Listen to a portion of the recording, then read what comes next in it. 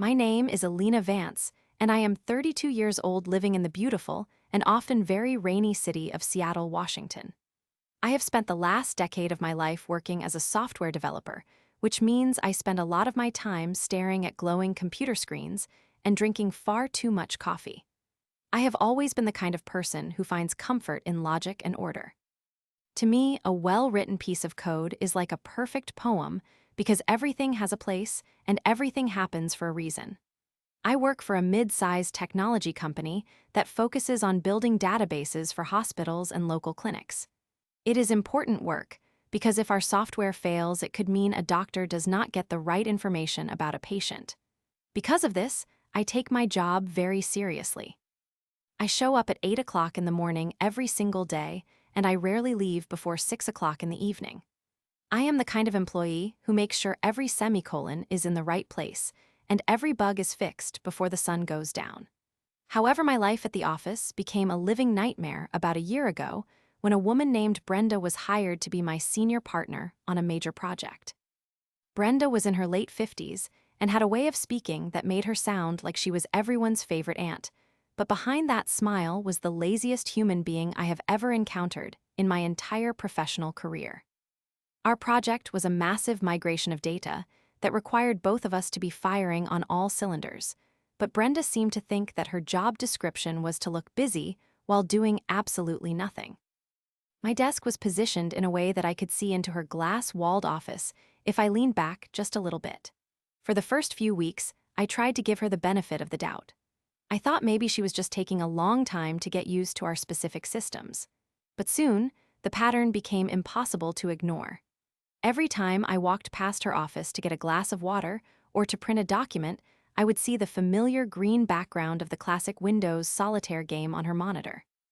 She was not just playing a quick game during her lunch break. She was playing it for hours on end. When she was not playing cards, she would close her door and tell everyone she was on a very important conference call, but I knew the truth.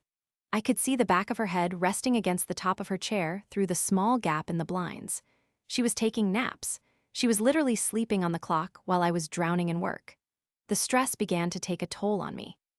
I was staying late until 9 or 10 o'clock at night just to finish the tasks that Brenda was supposed to be doing. I tried to talk to her about it in a professional way.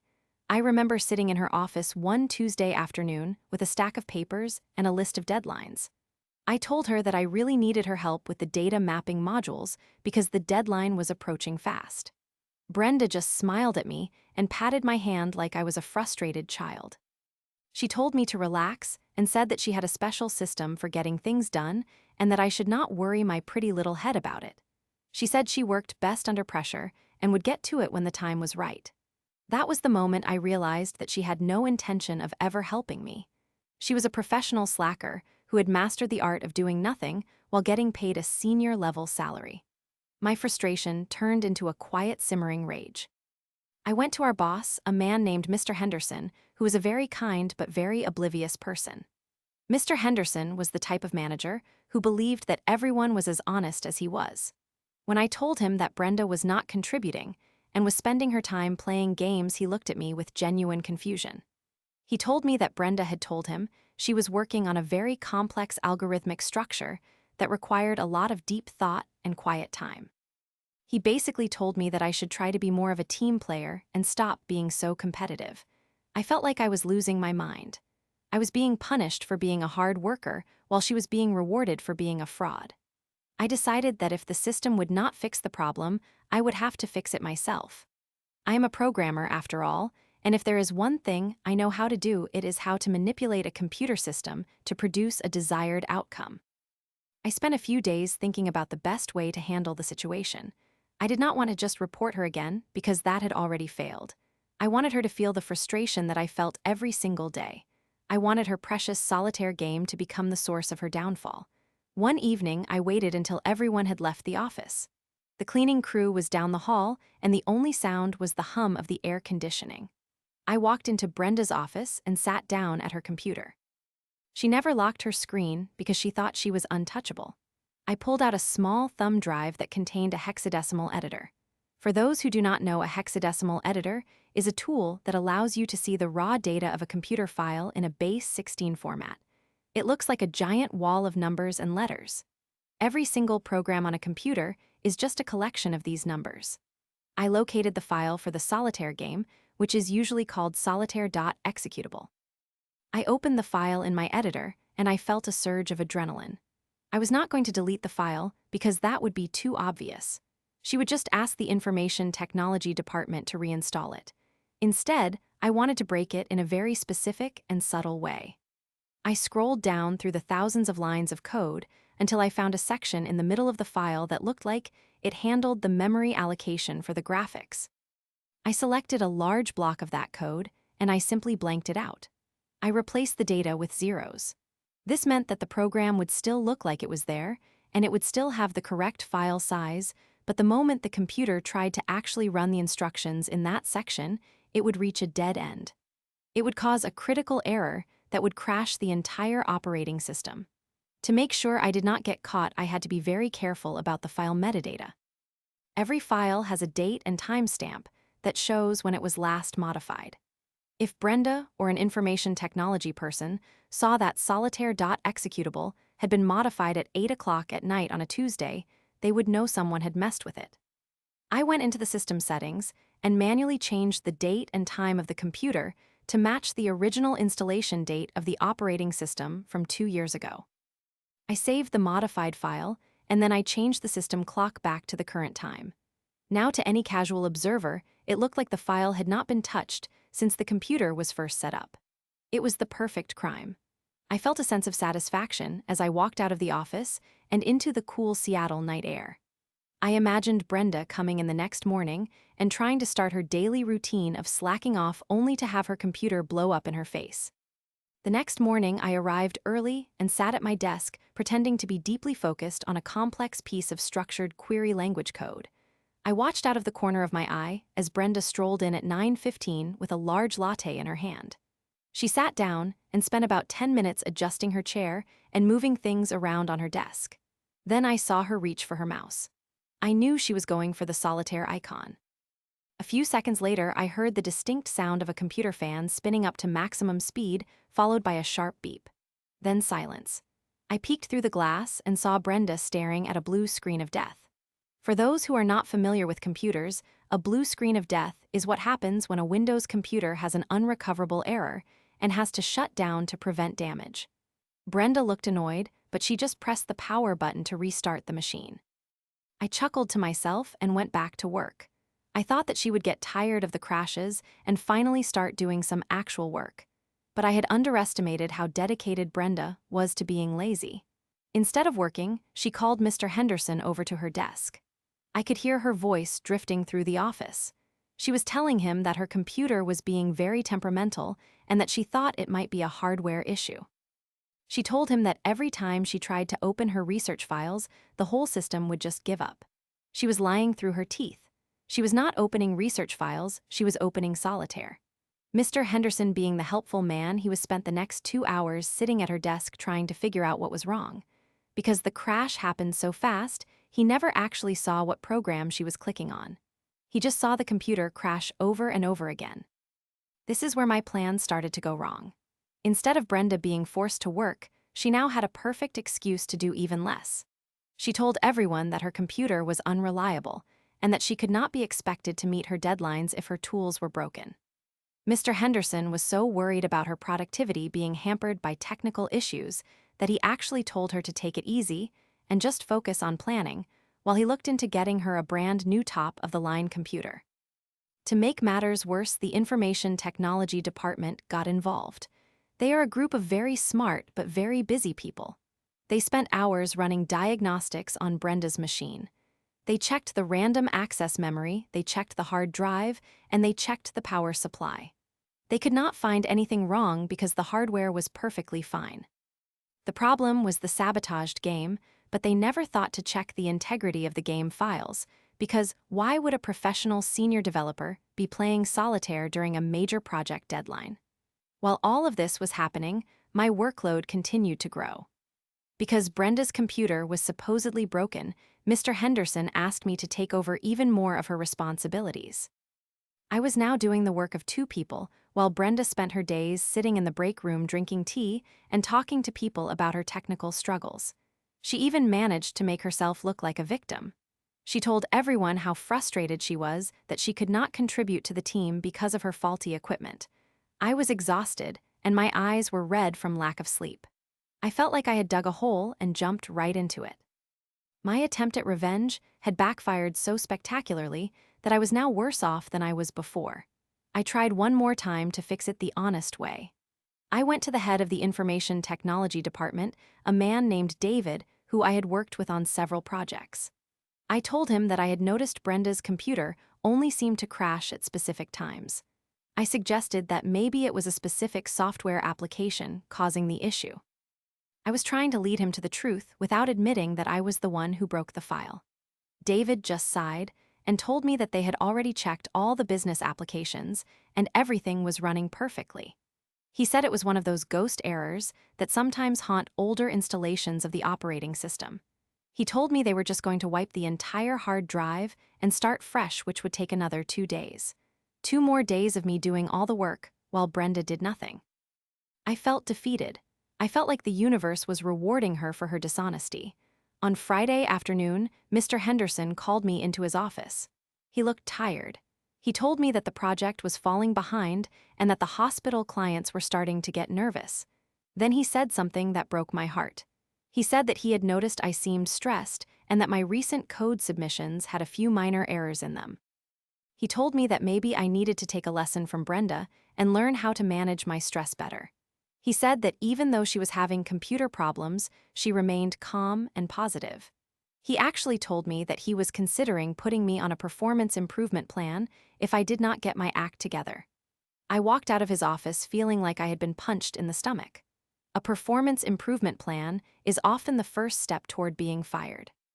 I was being threatened with losing my career because I was doing the work of the person who was being praised for her attitude. I went to the bathroom and sat in a stall for 10 minutes just breathing deeply, trying not to cry. I realized that being subtle was not going to work. I had tried to be clever, and it had blown up in my face. I had tried to be honest, and no one believed me. I realized that if I wanted to save my job and get revenge on Brenda, I had to be bold. I had to stop playing games and start a war. I spent the weekend at home, but I did not relax. I sat at my own personal computer and I began to write a script. This was not a script to break things. This was a script to monitor. I knew that the information technology department was going to give Brenda a brand new computer on Monday morning. I also knew that they would use a standard image to set it up, which meant the Solitaire game would be back, and it would be the original working version. My plan was to install a very small hidden program on her new machine before it was delivered to her desk. I had a friend in the information technology department named Sarah who owed me a favor from when I helped her fix a bug in her own personal website. I called Sarah and asked if I could come in early on Monday to help set up the new workstations. She didn't think anything of it because I was known for being a helpful person. On Monday morning at 7 o'clock, I was in the information technology lab. I found the computer that was labeled for Brenda.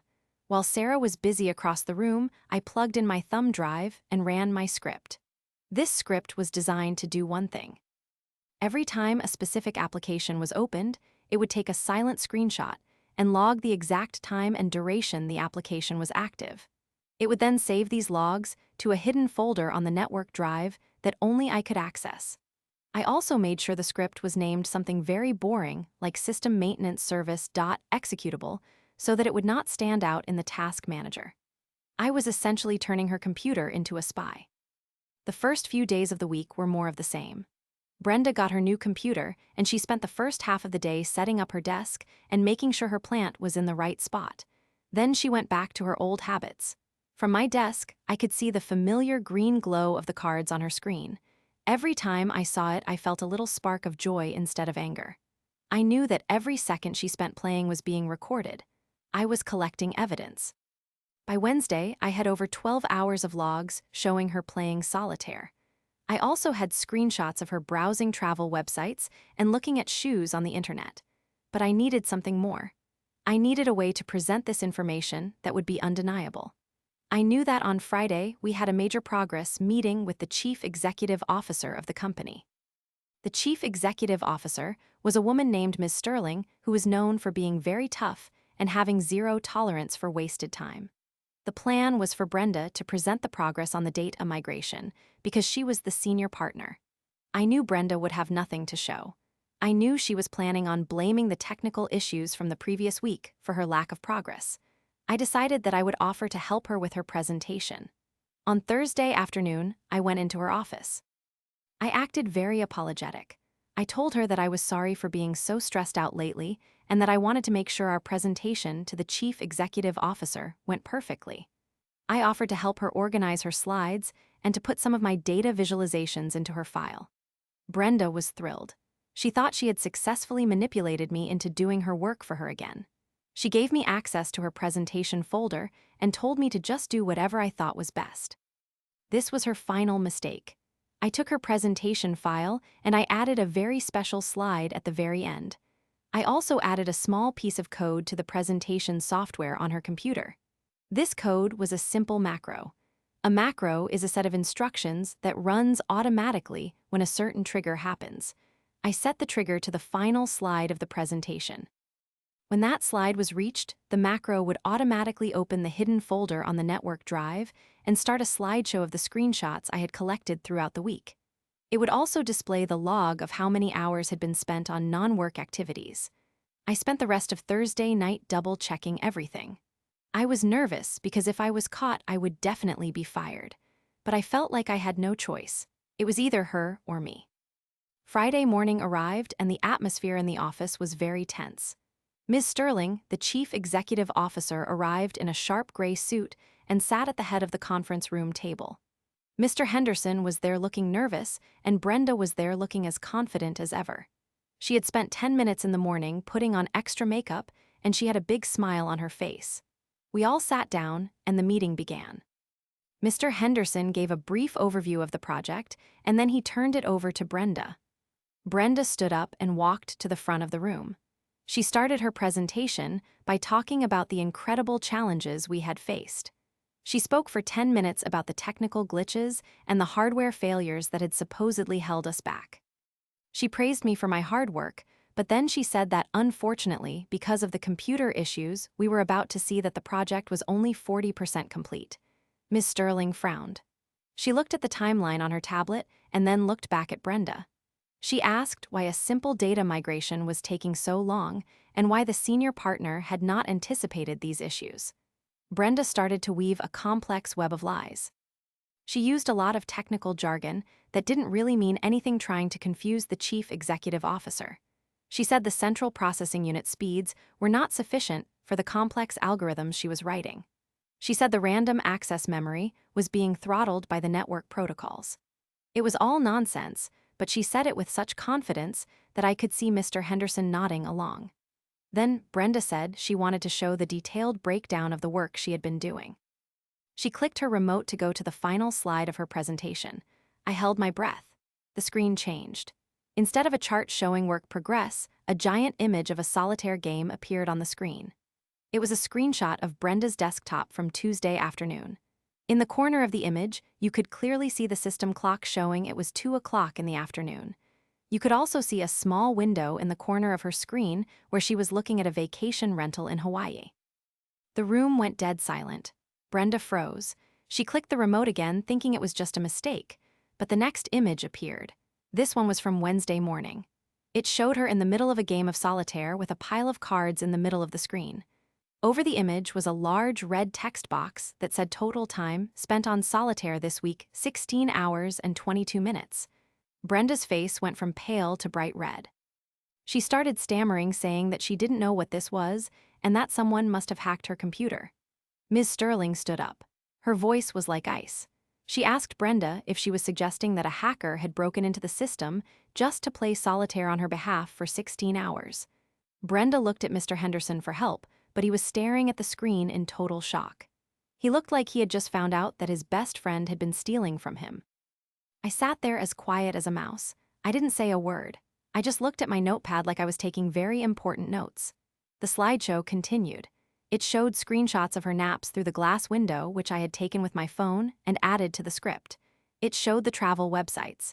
It showed the shoes. It was a complete and total destruction of her professional reputation in front of the most important person in the company. Ms. Sterling didn't even wait for the slideshow to finish.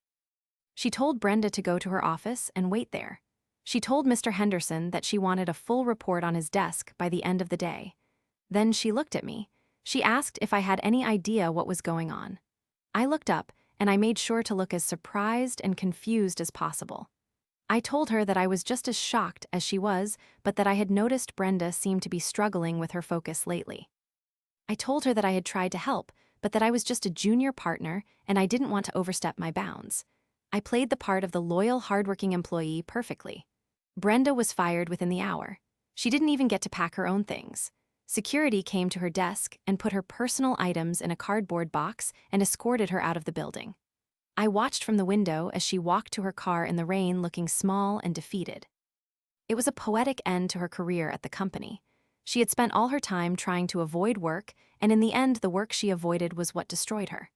After she was gone, Mr. Henderson came to my desk. He looked very embarrassed. He apologized to me for doubting my work ethic and for threatening me with a performance improvement plan. He realized that I had been carrying the entire project on my shoulders while Brenda was literally playing games. He promoted me to senior developer on the spot and gave me a significant raise. He also gave me a 2-week vacation, which I desperately needed. My new normal is much better. I have a new partner who is actually a hard worker, and we finished the hospital database project ahead of schedule. The company even implemented a new policy of transparency and regular code reviews to make sure nothing like that ever happens again. I still think about that hexadecimal editor sometimes. It was a risky move, but it was the catalyst that led to the truth coming out. I learned that sometimes you have to break things to fix them, and I also learned that if you are going to play games on company time, you should at least be smart enough to know when someone is watching. But there is one last thing that I never told anyone. A few weeks after Brenda was gone, I was looking through the logs one last time before I deleted them. I found a file that I hadn't noticed before. It was a document that Brenda had been writing in secret. It wasn't a project plan or a technical specification. It was a journal. In it, she had written about how much she hated her job and how she felt like the world was passing her by. She wrote about how she didn't understand the new technology and was terrified of being found out. She wasn't just lazy, she was scared. For a moment, I felt a tiny bit of guilt. I had taken down someone who was already struggling. But then I remembered the late nights and the stress and the way she tried to get me fired to cover for her own failures. I closed the file and I pressed the delete key. I watched as the file disappeared into the digital void. In the world of programming, there is no room for fear or laziness. There is only the code, and the code never lies. Now when I walk past the office where Brenda used to sit, I don't see a nap queen or a solitaire champion. I see a space filled with a new developer who actually cares about the work we do. I still drink too much coffee, and I still spend my days staring at screens, but the air in the office feels lighter. The rain in Seattle doesn't seem so gray anymore. I have reclaimed my life and my career. And as for Solitaire, I haven't touched a deck of cards since that day. I prefer games where the stakes are a little higher and where the rules are written in hexadecimal. It is a satisfying feeling to know that I am no longer the victim of someone else's greed. I am the master of my own digital domain, and I will never let anyone take that away from me again.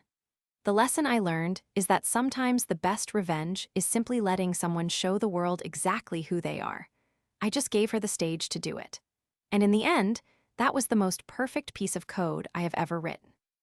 I feel like I have finally found my place in the world, and I am excited to see what the future holds for me here in this city of technology and rain.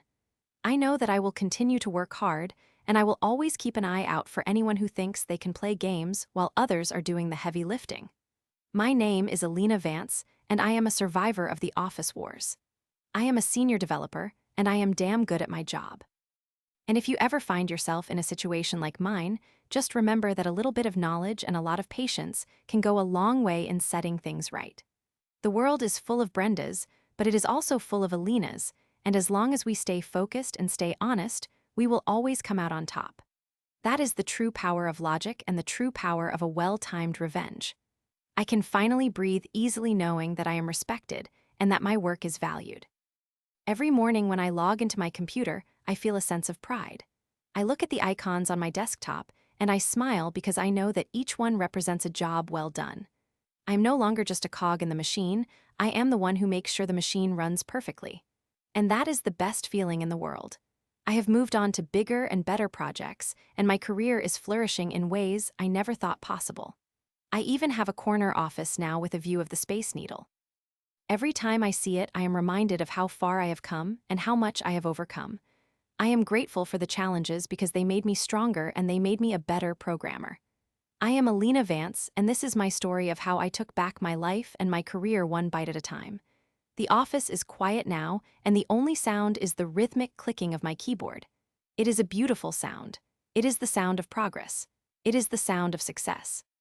And it is the sound of a story that has finally found its happy ending.